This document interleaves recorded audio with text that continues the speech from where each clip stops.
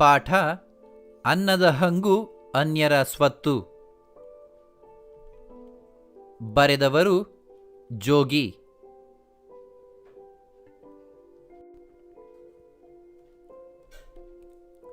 ಕೊಟ್ಟಿರುವ ಪ್ರಶ್ನೆಗಳಿಗೆ ಒಂದು ವಾಕ್ಯದಲ್ಲಿ ಉತ್ತರಿಸಿ. ಶಲ್ಯನ ತಂಗಿ ಯಾರು? ಶಲ್ಯನ ತಂಗಿ ಪಾಂಡುವಿನ ಪತ್ನಿಯಾದ ಮಾದ್ರಿ.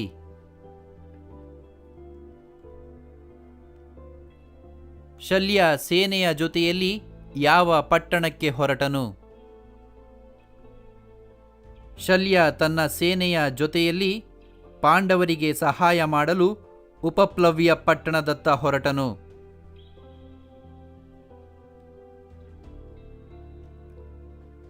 ಶಲ್ಯನಿಗೆ ಆದರಾತಿಥ್ಯದ ಏರ್ಪಾಟು ಮಾಡಿದವರು ಯಾರು? ಶಲ್ಯನಿಗೆ ಆದರಾತಿಥ್ಯದ ಏರ್ಪಾಟು ಮಾಡಿದವರು ದುರ್ಯೋಧನ.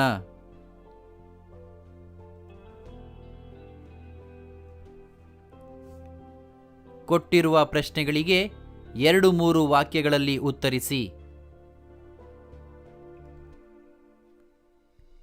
ಶಲ್ಯನಿಗೆ ದಾರಿಯುದ್ದಕ್ಕೂ ದುರ್ಯೋಧನ ಮಾಡಿದ ವ್ಯವಸ್ಥೆಗಳೇನು? ಶಲ್ಯ ಮತ್ತು ಅವನ ಸೈನ್ಯದವರಿಗೆ ದಾರಿಯುದ್ದಕ್ಕೂ ಊಟೋಪಚಾರ, ವಸತಿ ವ್ಯವಸ್ಥೆಯನ್ನು ಬಹಳ ಅಚ್ಚುಕಟ್ಟಾಗಿ ಮಾಡಿರುತ್ತಾನೆ. ದುರ್ಯೋಧನನು ಅಲ್ಲಲ್ಲಿ ಸುಂದರವಾದ ವಸತಿ ಗೃಹಗಳನ್ನು ನಿರ್ಮಿಸಿ ರುಚಿಯಾದ ಅಡುಗೆ, ನೀರು ಹಾಗೂ ವೈದ್ಯಕೀಯ ಶುಶ್ರೂಷೆಯನ್ನೂ ಸಹ ಏರ್ಪಡಿಸಿರುತ್ತಾನೆ. ಈ ಎಲ್ಲ ಉಪಚಾರಗಳಿಂದ ಶಲ್ಯನು ಸಂಪ್ರೀತನಾಗಿರುತ್ತಾನೆ.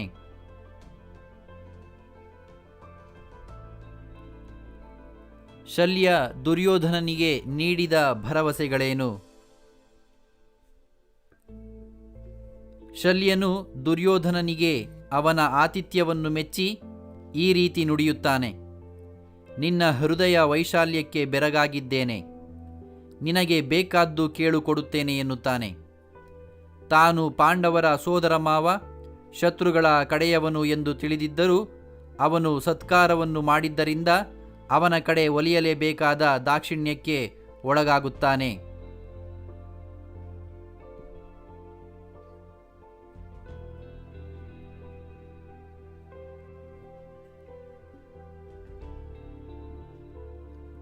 ಕೆಳಗಿನ ಪ್ರಶ್ನೆಗಳಿಗೆ 5-6 ವಾಕ್ಯಗಳಲ್ಲಿ ಉತ್ತರಿಸಿ.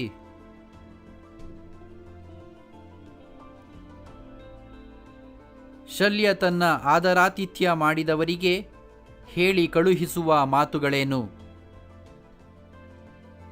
ಶಲ್ಯನಿಗೆ ತನ್ನ ಆದರಾತಿಥ್ಯವನ್ನು ಮಾಡಿದವರು ಯಾರೆಂದು ತಿಳಿಯದು. ಆದರೂ ಅವರ ಉಪಚಾರದಿಂದ ಸಂತೋಷಗೊಂಡ ಶಲ್ಯನು ಸೇವಕರಲ್ಲೊಬ್ಬನನ್ನು ಕರೆದು, ನೀವೆಲ್ಲ ತುಂಬ ಚೆನ್ನಾಗಿ ಸೇವೆ ಮಾಡಿದ್ದೀರಿ, ನಿಮಗೆಲ್ಲ ಬಹುಮಾನ ಕೊಡಬೇಕೆಂಬ ಇಚ್ಛೆಯಾಗಿದೆ. ಆದರೆ ಇನ್ನೊಬ್ಬರ ಸೇವೆಯಲ್ಲಿರುವ ನೀವು ನಿಮ್ಮ ಯಜಮಾನನ ಅಪ್ಪಣೆ ಇಲ್ಲದೆ ಉಡುಗೊರೆ ಸ್ವೀಕರಿಸುವುದು ತಪ್ಪಾಗುತ್ತದೆ. ಆದ್ದರಿಂದ ನೀವು ನಿಮ್ಮ ದೊರೆಯ ಅಪ್ಪಣೆ ಪಡೆದು ಬನ್ನಿ ಎಂದು ಹೇಳಿ ಕಳುಹಿಸುತ್ತಾನೆ.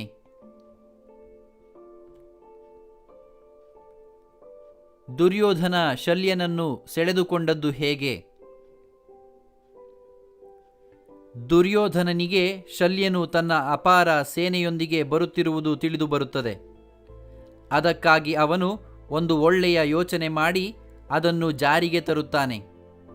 ಶಲ್ಯನಿಗೆ ಯಾರಿಂದ ಉಪಚಾರ ನಡೆಯುತ್ತಿದೆ ಎಂಬುದನ್ನು ತಿಳಿಯದಂತೆ ರಹಸ್ಯವಾಗಿಟ್ಟು ತನ್ನ ಸೇವಕರಿಂದ ಅದ್ಭುತವಾದ ಆದರಾತಿಥ್ಯವನ್ನು ಮಾಡಿಸಿ ಶಲ್ಯನನ್ನು ತನ್ನ ಕಡೆಗೆ ಸೆಳೆದುಕೊಳ್ಳುತ್ತಾನೆ. ಆತಿಥ್ಯದ ಅಥವಾ ಅನ್ನದ ಋಣವಿದ್ದುದರಿಂದ ದುರ್ಯೋಧನನ ಹಂಗಿಗೆ ಶಲ್ಯನು ಒಳಗಾಗಬೇಕಾಗುತ್ತದೆ. ಈ ರೀತಿ ದುರ್ಯೋಧನನು ಶಲ್ಯ ಮತ್ತು ಅವನ ಅಪಾರ ಸೈನ್ಯವನ್ನು ಸೆಳೆದುಕೊಳ್ಳುತ್ತಾನೆ.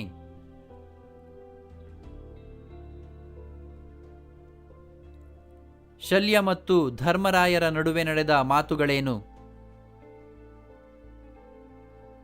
ಧರ್ಮರಾಯನು ಶಲ್ಯನನ್ನು ಒಂದು ಪ್ರಶ್ನೆ ಕೇಳುತ್ತಾನೆ. ಶಲ್ಯನೂ ಸಹ ಕೃಷ್ಣನಷ್ಟೇ ಒಳ್ಳೆಯ ಸಾರಥಿ. ಮುಂದೆ ನಡೆಯುವ ಯುದ್ಧದಲ್ಲಿ ಕರ್ಣನಿಗೆ ಸಾರಥಿಯಾಗಿ ಬಂದರೆ ಅರ್ಜುನನನ್ನು ಕೊಲ್ಲುವುದಕ್ಕೆ ಸಹಾಯ ಮಾಡುವಂತಾದಾಗ ಏನು ಮಾಡುವೆ ಎಂದು ಕೇಳುವನು. ಆಗ ಶಲ್ಯನು, ತಾನು ಕರ್ಣನನ್ನು ಚುಚ್ಚು ಮಾತುಗಳಿಂದ ನೋಯಿಸುತ್ತೇನೆ, ಇದರಿಂದ ಅವನು ಸರಿಯಾಗಿ ಯುದ್ಧ ಮಾಡಲಾರ, ಹೀಗಾಗಿ ಯುದ್ಧದಲ್ಲಿ ಅರ್ಜುನನೇ ಗೆಲ್ಲುತ್ತಾನೆ ಎಂದು ಹೇಳುವನು.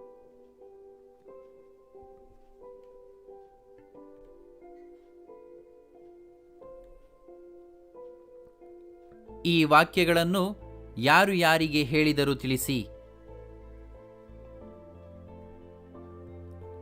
ಬಹಳ ಅದ್ಭುತವಾದ ಸೇವೆ ಮಾಡಿದ್ದೀರಿ. ಈ ಮಾತನ್ನು ಶಲ್ಯನು ಸೇವಕರಲ್ಲಿ ಒಬ್ಬನಿಗೆ ಹೇಳುವನು. ನೀವು ಮತ್ತು ನಿಮ್ಮ ಸೇನೆ ನಮ್ಮ ಪರವಾಗಿ ಹೋರಾಡಬೇಕು. ಈ ಮಾತನ್ನು ದುರ್ಯೋಧನನು ಶಲ್ಯನಿಗೆ ಹೇಳಿದನು.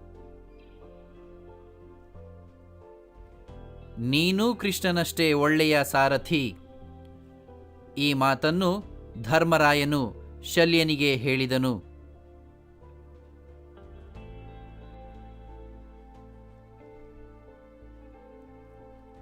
ಕೆಳಗೆ ನೀಡಿರುವ ಪದಗಳನ್ನು ಬಳಸಿ ನಿಮ್ಮದೇ ಆದ ವಾಕ್ಯ ರಚಿಸಿ. ಊಟೋಪಚಾರ. ನಾವು ಮನೆಗೆ ಬಂದ ಅತಿಥಿಗಳಿಗೆ ಪ್ರೀತಿಯಿಂದ ಊಟೋಪಚಾರದ ವ್ಯವಸ್ಥೆಯನ್ನು ಮಾಡಬೇಕು. ಸಕಾಲ. ಮಕ್ಕಳಿಗೆ ಸಕಾಲದಲ್ಲಿ ವಿದ್ಯಾಭ್ಯಾಸವನ್ನು ಕೊಡಬೇಕು.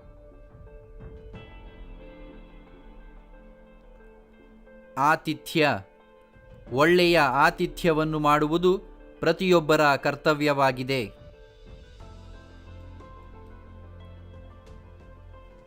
ಬೆರಗಾಗು. ದೊಂಬರಾಟ ನೋಡುವಾಗ ಅವರ ಪ್ರದರ್ಶನದಿಂದ ನಿಜಕ್ಕೂ ಬೆರಗಾದೆನು.